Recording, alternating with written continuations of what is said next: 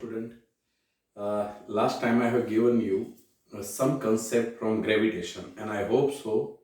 The MCQ what I have given, you may have worked out on that.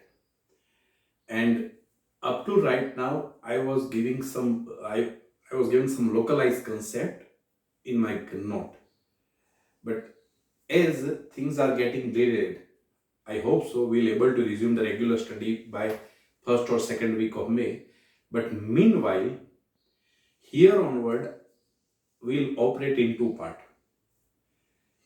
So one module or one 11th concept I'll give and I will pass some MCQ to you because that revision is also important. Now as far as 12th study is concerned, majority of schools will start either with electrostatic or with ray optics.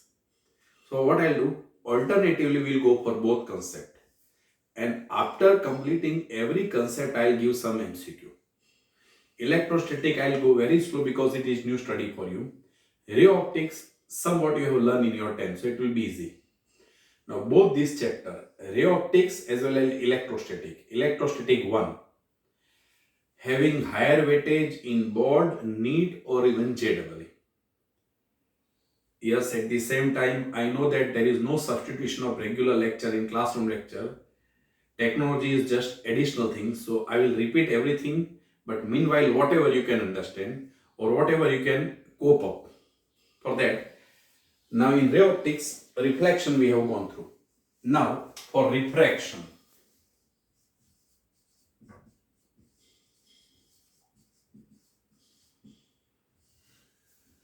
Look, the concept what I'll start is straight away from your 10th. Okay. You have learned that when light passes from one medium to another, either it bends towards the normal or away from the normal. But remember, this concept is not only limited to light. Any kind of wave, even sound, when passed from one medium to other, either it will bend towards the normal or away from the normal. Depends on which medium is denser and which medium is rarer. Any wave, when passed from rarer to denser, it will bend towards the normal. And denser to rarer, it will bend away from the normal. Now, again I do repeat, when any wave, not only light, even sound, when any wave pass from rarer to denser, bend towards the normal, and denser to rarer will bend away from the normal. But when we say density, it have nothing to do with material density, that is kg per meter cube. Density is represented by speed of wave in that particular medium. Like in 10th you have learned that when light pass from air to water, it bend towards the normal. Why? Because water is denser while air is rarer. But instead of light, if sound is passing from air to water, then it will bend away from the normal. Why? Because for sound, water is a rarer medium. So, why I am discussing this point, remember, when I say denser or rarer, it purely depends on speed. It have nothing to do with material density. What would I have used? That water is rarer medium for sound. How? We have already learned in 11 that speed V is equal to under root of elastic constant by rho. Here elastic constant of water is much larger than air. Okay, that's why speed of sound in air is smaller while speed of sound in water is larger. Again I do repeat, why I am discussing this point, when we say denser or rarer, it have nothing to do with material density. Okay, yeah, that one point to start with.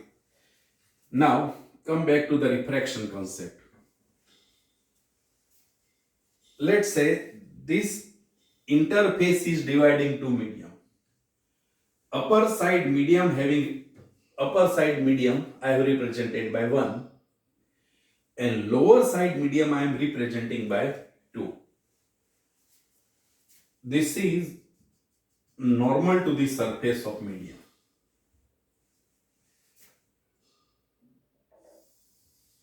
Wave here onward will restrict ourselves to light ray. Light ray have incident at certain angle I. the upper medium having refractive index N1, then it is C by V1. Here N1 is called absolute refractive index of first medium. Similarly, N2 is equal to C by V2. N2 is absolute refractive index of second medium. And yes, as you have learned in 10th, C is speed of light in free space, V is speed of light in a medium. Naturally, we know we can exceed C. So, absolute refractive index of all medium should always be greater than 1. Yes. Now, for a time being, we are taking that condition. Let N2 is greater than N1. So, here it will bend towards the normal with angle of refraction R. Quite simple and familiar concept you have learned in 10th. On base of that, one small assignment I am giving to all of you.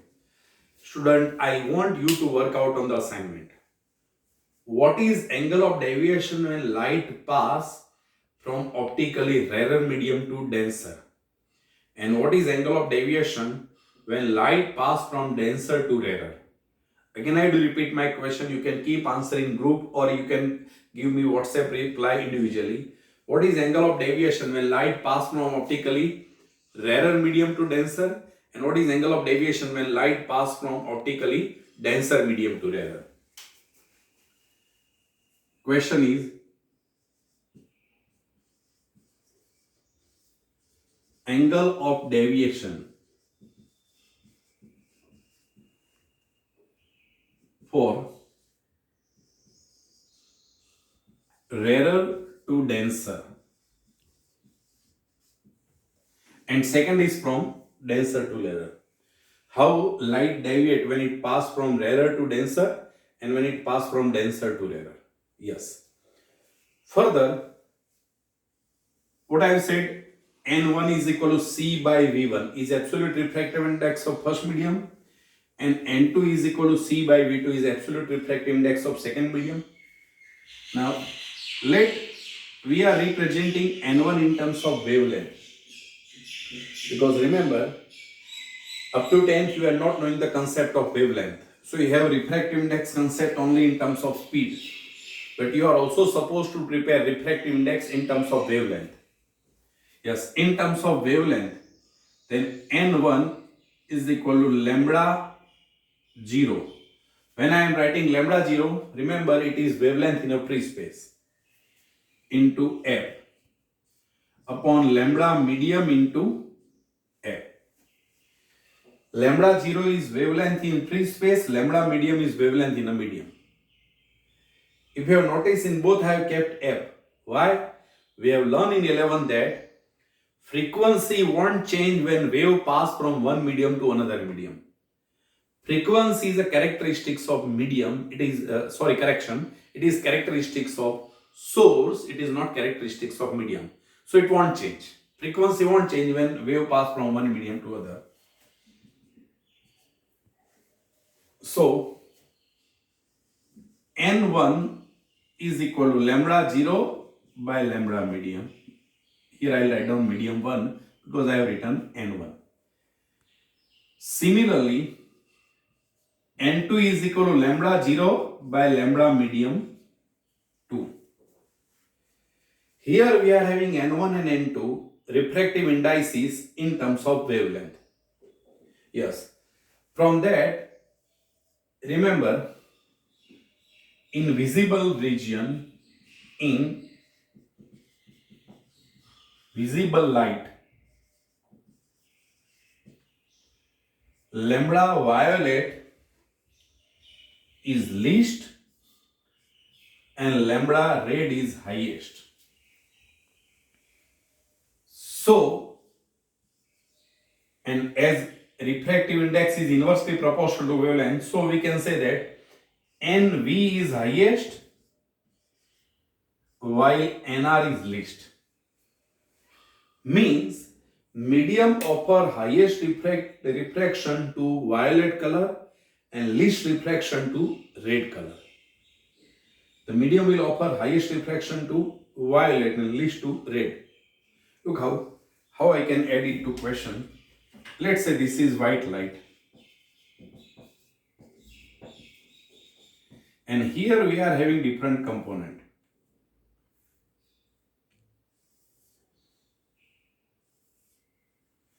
So, which have been deviated by highest value? This ray. So, it should be violet and this should be red, because refractive index of medium is highest for violet and least for red. From this topic, what you are supposed to prepare, again I do repeat, refractive index in terms of wavelength is lambda in free space by lambda in medium. One small question I have given to all of you, just be active, try to solve this kind of question, because even I am not getting response of that gravitation tensile what I have given to you people. Look, these lectures is purely I am targeting to my spectrum student. I don't want to excel by too much. So I am delivering lecture as per your plan. So solve that gravitation MCQs also. Yeah. Come back to the point. N is equal to lambda 0 by lambda medium.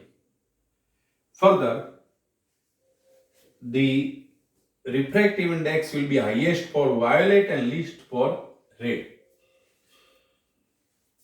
One more thing, question what you have to try is, what will be angle of deviation when light pass from optically rarer medium to denser, and what will be angle of deviation when light pass from denser to rarer? Okay, yes, this was the basic of refraction. Now going further, after this much conception, Start. yes, going further, what we have written, N1 is equal to C by V1. This was the absolute refractive index of first medium. N2 is equal to C by V2, which is absolute refractive index of second medium. So if I write down N2 by N1, what will get? V1 by V2, ratio of these two equations. This is called N21, refractive index of medium 2 with respect to medium 1. Now as far as N21, what we said is refractive index of medium 2 with respect to 1. Now as far as relative refractive index is concerned, it can be either greater than or less than 1. For absolute refractive index, what I say, it is always greater than 1. But as far as relative refractive index is concerned, it can be greater than or less than 1. Yes. Further, N21 was refractive index of medium 2 with respect to medium 1. Same way, N12, then it will be refractive index of 1 with respect to 2, and it will be V2 by V1. What it represent? Refractive index of medium 1 with respect to medium 2. Now see, N21 and N12. So can we say that they are reciprocal of each other? N21 is equal to 1 upon N12. Yes. This was basic concept what you have already learned in 10th. Now on base of this, Snell's law and one question based on Snell's law, I am giving another assignment to you people. Yes, we'll go through Snell's law first and another questions based. Start. Yes, for Snell's law, let this interference is dividing to medium. This is normal to the surface of medium. Light ray is inciding at angle theta 1. That is your angle of incident. And naturally, either it will bend towards the normal or away from the normal. So I am taking that light is bending towards the normal at angle theta 2. Then as you have learned in your 10th, as per Snell's law, n1 sine theta 1 is equal to n2 sine theta 2. n1 absolute refractive index of first medium, n2 absolute refractive index of second medium. So as per Snell's law, n1 sine theta 1 is equal to n2 sine theta 2. And look, by this equation, we can also decide how light is bending towards the normal or away from the normal, mathematically. Otherwise, we are knowing when it passed from rarer to denser, it bends towards the normal, and denser to rarer, it bends away from the normal. But mathematically, by this equation, how we can decide? So take this condition. Let n2 is greater than n1. Means this medium is denser and this is rarer. Now see what we are having, product of two terms on left side is equal to product of two terms on right side. Now this term is larger, this term is smaller, but total product I want same. So this term should be smaller and this should be larger. Means theta 2 should be smaller, theta 1 should be larger. And to make theta 2 smaller, I have to bend light towards the normal. So when n2 is greater than n1, then theta 2 will be less than theta 1. Okay, theta 2 is less than theta 1. And n2 less than n1, then naturally theta 2 will be greater than theta 1, means here light have bent towards the normal, here light have bent away from the normal. So that concept, bending of light towards or away from the normal, we can also justify mathematically. Okay, yes. Further, one question based on this application point of view, I am giving you as an assignment figure I am drawing on the board. This is interface which is dividing two medium, normal to the surface of medium. Light ray is inciding on this medium, let's say at certain angle theta 1. Now this medium is transparent medium with some refractive index, and here there are two possibilities. Partially light have reflected and partially it have been refracted. Again I do repeat, partially light have reflection and partially refraction. First medium is air, n1 you can take 1.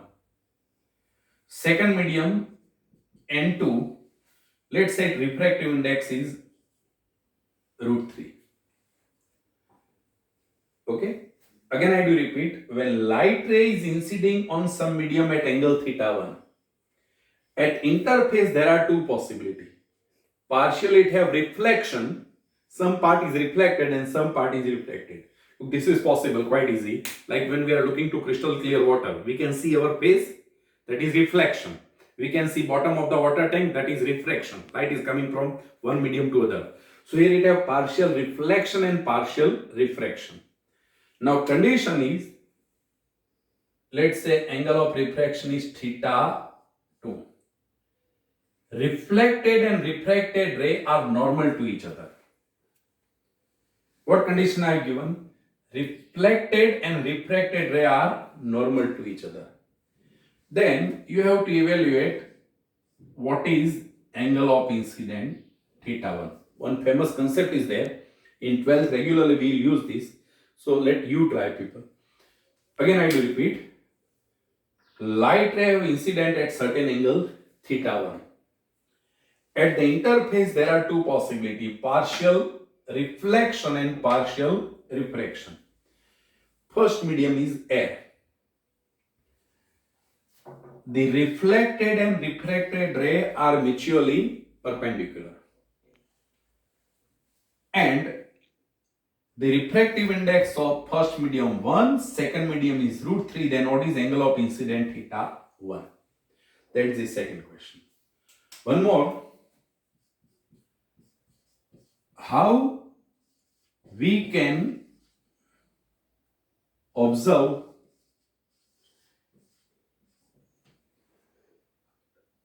totally transparent medium